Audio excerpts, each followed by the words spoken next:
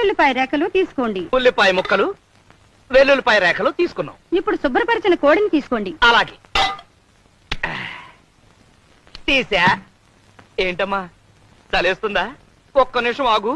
ఒంటి నిండా మసాలా పూసుకుని వేడి వేడి నూనెలో స్నానం చేద్దు గాని.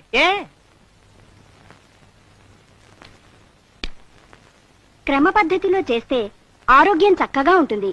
అంతే కదా మరి, మంచి ఫుడ్ తింటే ఆరోగ్యంగానే ఉంటుంది. మొదటగా కాళ్ళని ఎడంగా చాపాలి. చాపా. చేతులు వెనక్కి ఉంచాలి. చేతులే? కోడికి చేతులు ఎక్కడుంటాయి? భాషా దోషం, రెక్కలై ఉంటాయి. వెనక్కి పంచ. తలని మెల్లగా అటూ ఇటూ తిప్పండి.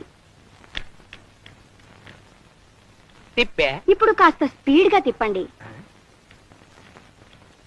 ఇప్పుడు కాళ్ళు దగ్గరగా పెట్టి ఊపిరి గట్టిగా పీల్చండి. చచ్చింది కదా, మన ఊపిరి ఉంటుంది.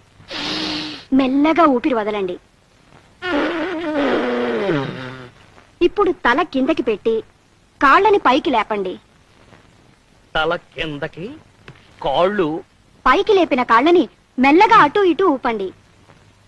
ముందుకి వెనక్కి, ముందుకి వెనక్కి.